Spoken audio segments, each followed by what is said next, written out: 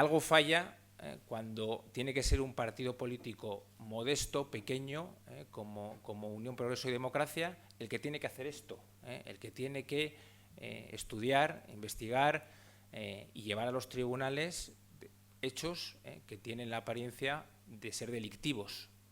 Entonces, algo falla cuando hay unos señores que se han llevado millones a mansalva, que siguen tranquilamente por la calle, aparentemente no les ha pasado nada. Hay unos organismos supervisores como el Banco de España, la Comisión Nacional de Mercado de Valores, etcétera, que no contestan, no se sabe dónde están. Y como digo, pues tiene que ser pues un partido político que en principio no debería estar para esto, sino debería estar para hacer política, el que tiene que depurar responsabilidades. En este sentido, bueno, nosotros no nos gusta hablar de estas cosas, pero obviamente como partido pues tenemos unos recursos muy modestos. Recientemente, por ejemplo, hemos tenido que hacer frente a las fianzas que nos han exigido en los dos procedimientos y nos obligan a abonar 3.500 euros, ¿no? Para empezar. Hombre, la verdad es que 3.500 euros, cuando comparas con las cantidades que hemos visto aquí, pues es ridículo, ¿no? 3.500 euros es que parecen de broma, ¿no? Bueno, pues para nosotros es bastante dinero, es un esfuerzo adicional que tenemos que hacer. No me gustaría enrollarme ni volver a insistir en el hecho del desfalco en sí, en cómo se ha producido. Yo creo que ya está bastante bien explicado. Pero sí me gustaría abordar una cuestión, ¿no? Que es ¿dónde ha ido el patrimonio de Caja Segovia? ¿No? Porque el patrimonio, ¿sabes?, en algún momento se ha perdido, ¿no? Entonces, me gustaría lanzar esta pregunta y explicarlo, ¿no? Sobre todo partiendo, y a fin de enmarcarla, no quiero abrumar a datos, pero sí me gustaría dar tres concretos datos. El 24 de febrero del 2011, Caja Segovia envía, como era preceptivo y como venía haciendo todos los años, sus cuentas a la Comisión Nacional del Mercado de Valores del ejercicio 2010. Bueno, en esas cuentas, que obviamente constan en los registros públicos, consta que Caja Segovia, y repito, 24 de febrero del 2011, tenía un patrimonio neto de nada menos que 125 millones de euros. Un balance total de prácticamente 6.000 millones de euros. Y que ese mismo año 2010 había dado un beneficio de 19,3 millones de euros. Pues bien, 18 meses después, es decir, año y medio después, Caja Segovia tiene cero. De un balance de 6.000 millones, tiene cero. Bueno, realmente tiene menos que cero, porque si comprobamos los últimos resultados, podemos constatar que lo que tiene son deudas. Nos damos cuenta que la Fundación Especial de Caja Segovia, que es la sucesora de la propia Caja, ahora mismo tiene unos pocos activos y están todos hipotecados. Es decir, tiene menos que cero. Entonces, claro, a mí lo que me hubiera gustado preguntarle al señor Escribano, oiga, ¿y dónde está ese dinero? ¿Dónde están esos 6.000 millones de euros? Sobre todo porque al final las cajas de ahorros es verdad que tienen una forma jurídica peculiar, pero era un activo de todos los segovianos. Y por supuesto, la caja de ahorros tenía una obra social centrada exclusivamente en fomentar o en ayudar no solo a los empresarios, ayudar a los emprendedores, para las familias, etcétera. Entonces, ese era el principal, era un activo de los segovianos, ¿no? Hoy ese activo ya no existe y en vez de eso están una serie de deudas, ¿no?, que hay que afrontar. Entonces, ¿cómo se perdió esto? Bueno, yo me gustaría contarlo porque, bueno, yo creo que tiene su interés. En el año 2010, Caja Segovia, al igual que el resto de cajas, emprenden un proceso que es superior, que abarca prácticamente a todo el sector financiero, de integración, ¿no? El gobierno, bueno, había habido unos años de un resultado económico muy grande, un crecimiento importante de la economía. Eso conllevó un aumento espectacular del volumen de la actividad de las entidades financieras, la apertura de sucursales. En el año 2010 empiezan a notarse los primeros síntomas de la crisis. El gobierno se da cuenta de que, a pesar de lo que dice públicamente, de que tenemos una de las economías más solventes del mundo, eso no es verdad. Hay unas enormes debilidades y entonces se embarca en un proceso de integración de entidades, ¿no? Llega a la conclusión de que lo mejor, de cara al futuro, es que haya menos entidades, pero que esas entidades sean más fuertes, más solventes, tengan más músculo económico.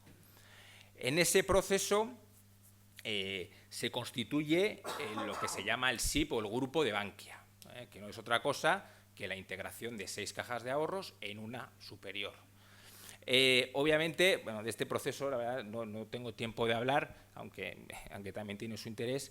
Me presenta un problema inicial, que es que está dirigido ya con criterios políticos, ¿no? Una vez más, no solo las cajas en su día se gestionaron con criterios políticos y no económicos, sino que la integración posterior se llevó a cabo sobre criterios políticos, ¿no? Y entonces los barones regionales constituyeron sus cajas en torno a, como venían siendo hasta ese momento, sus cortijos, y por lo tanto, pues como digo, primaron esas componentes más políticos que económicos.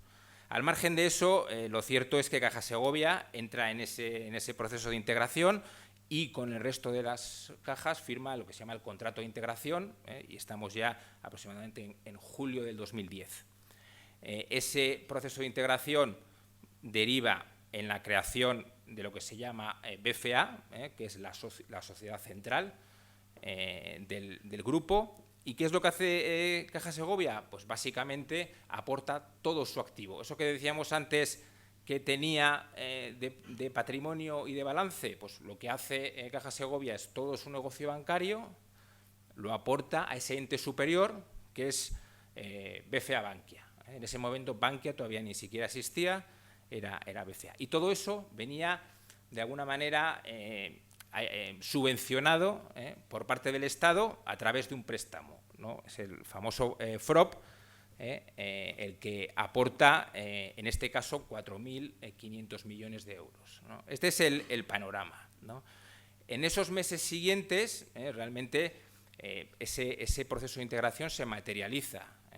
Aproximadamente en febrero del 2011, y a raíz de sucesivas adendas y segregaciones, Caja Segovia aporta todo su negocio bancario. En concreto, si atendemos a los informes del Banco de España, el 29 de marzo Caja Segovia aporta nada menos que un balance de 5.893 millones de euros. Obviamente, esa aportación conlleva el derecho a participar del reparto de todo el grupo, ¿no? Eso tiene cierto sentido, ¿no? Uno aporta todo su negocio y a cambio pues, recibe una participación con la idea, obviamente, de ese dividendo, esos beneficios del grupo resultante, pues mantener la obra social, ¿no? Todo parece que encaja, ¿no? Decir, bueno, Caja Segovia deja como tal de dirigir su negocio, se convierte de alguna manera en una sociedad de mera tenencia de una participación en un ente superior, ¿no? Y a cambio de eso, pues recibe unos beneficios que servirían para alimentar, como digo, esa obra social, ¿no? Que en principio era lo importante. En todo ese proceso, es muy curioso porque hay que tener en cuenta al final que Bankia era propiedad de las cajas de ahorros. Entre ello, se puede decir que Bankia era propiedad de Caja Segovia en su limitada participación, pero era propiedad de Caja Segovia. Y por lo tanto, Caja Segovia tenía en el Consejo de Bankia un consejero dominical que en teoría, y digo en teoría, representaba los intereses de la caja. Ese consejero, como sin duda sabrán, probablemente era el señor Atilano Soto, como presidente de Caja Segovia, a su vez era consejero de BFA. En ese proceso, obviamente, o teóricamente, los consejeros de las cajas decían sobre todo defender la obra social, ¿no? Ellos les llenaba la boca con el tema de la obra social. Y ese fue, digamos, la primera o la principal preocupación que tuvieron cuando Bankia decide salir a bolsa. Hay un momento dado pues que la crisis avanza, los problemas aumentan para las entidades financieras y algunas de ellas, como huida hacia adelante, deciden captar más dinero en el mercado a través de una salida a bolsa. Otras, o algunas, las dos cosas, emitieron preferentes. Al final, la finalidad es la misma, no es otra cosa que captar más recursos para mantener la actividad. En el caso de Bankia, por ejemplo, se decide salir a bolsa, lo cual ocurre el 20 de julio del 2011. Pero si uno lee o atiende un poco las actas del Consejo, se da cuenta que, sobre todo, los consejeros, en este caso los representantes de las cajas de ahorros, lo que querían era no perder el control de Bankia con la salida a bolsa. Entonces, su principal interés era no perder más del 50%, ¿no?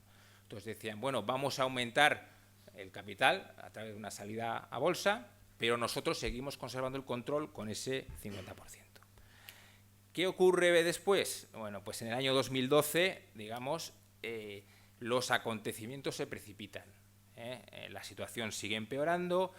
En el mes de marzo ya del 2012 se formulan las cuentas, las magníficas cuentas del señor Rato, aquellas que daban unos beneficios de casi 300 millones de euros del ejercicio, pero el auditor, en este caso Deloitte, no avala las cuentas. Por primera vez hay uno de los intervinientes de todo el proceso, inclusive supervisores como la CNMV, el Banco de España, que no autoriza, no da su aval a esos resultados. Entiende que esos resultados no se corresponden con la realidad contable de la sociedad. Todo eso provoca una serie de planes acelerados, entre ellos el más destacado es el plan que presenta Rodrigo Rato, ya estamos hablando del 4 de mayo de 2012, en el que por primera vez directamente pide una ayuda al Estado de 7.000 millones de euros. Ese plan obviamente no es aceptado por las autoridades económicas porque les parece poco. Las autoridades económicas empiezan a ser conscientes de la magnitud del agujero y en ese momento se fuerza la dimisión de Rato. Y aquí llega, y yo quería, por eso cuento toda esta historia, porque creo que es importante, el momento clave en el que Caja Segovia lo pierde todo. Esto es como una ruleta, apostaron al negro y salió rojo. Pues en ese mismo día, el 9 de mayo en concreto, dimite el señor Rato, y ese mismo día llega el nuevo presidente, Goirigolzarri, junta a los consejeros, entre ellos, como no, el señor Atilano Soto, que estaba allí presente, y les propone la primera medida que adopta el señor Goirigolzarri, que es reconocer que no van a ser capaces de devolver el préstamo del FROP. Y esto es lo que decía antes, que todo este proceso vino de alguna manera dopado por el FROP, que es el Estado, a través de un préstamo de casi 4.500 millones. Entonces el señor Goirigolzarri dice, dada la situación y en contra de todos los informes anteriores, no va a ser posible devolver este préstamo, y por lo tanto se aplica un mecanismo que en su día ya estaba previsto de conversión. Digamos, el FROP, que es el Estado, se acaba convirtiendo en accionista de Bankia. Entonces, en ese momento, el señor Goirigolzarri pide a los consejeros que voten esa propuesta y todos votan a favor unánimemente. Entonces, ese es el momento en el que se convierte ese préstamo en capital. Esto a veces puede ser un poco complicado de entender, pero el Estado aterriza por primera vez en Bankia, constata que Bankia, en vez de ser una entidad solvente, tiene una valoración cercana a menos 15.000 millones de euros y, por lo tanto, se queda con el 100% del capital. Lo que conlleva, a su vez, que las cajas de ahorros pasan de tener más del 50%, por lo tanto el control de la entidad, a tener cero, ¿no? Ese es un momento clave en la historia de las cajas de ahorros, porque lo pierden todo, ¿no? Entonces, claro, si había 6.000 millones y el 9 de mayo de 2012 pasa a haber cero, bueno, habrá que exigir de alguna manera a alguien que dé explicaciones, ¿no? ¿Ustedes han oído a alguien en la prensa hablar de este tema? ¿Hablar de esta cuestión? ¿Del día que se perdieron los 6.000 millones de Caja Segovia? Yo no he oído a nadie hablar de este tema, sinceramente. Entonces, aquí básicamente hay dos posibilidades, ¿no? A nada que uno se pare un poco a pensar, oiga, o bien era mentira y Caja Segovia no aportó lo que decía aportar, y por lo tanto su entidad no valía lo que en su día dijo que valía, o bien les han engañado. O sea, no hay otra, ¿no? Si algo que valía en total, un balance total, si sumas todas las cajas, valía 320.000 millones de euros, luego no vale nada, alguien ha tenido que engañar al resto, ¿no? Entonces, claro, lo que no se entiende es por qué nadie ha iniciado una investigación de esto. Si es verdad, como dice el alcalde de Segovia, que había balances maquillados, oiga, ¿por qué nadie ha reclamado a los responsables de ese maquillaje, ¿no? Esa es la gran pregunta que uno se puede hacer. Y esa pregunta, yo ahora mismo, la verdad, pues se la traslado a la Fundación, ¿no? La Fundación Caja Segovia es heredera de todo ese desastre financiero, y no parece que vaya a exigir responsabilidades a nadie.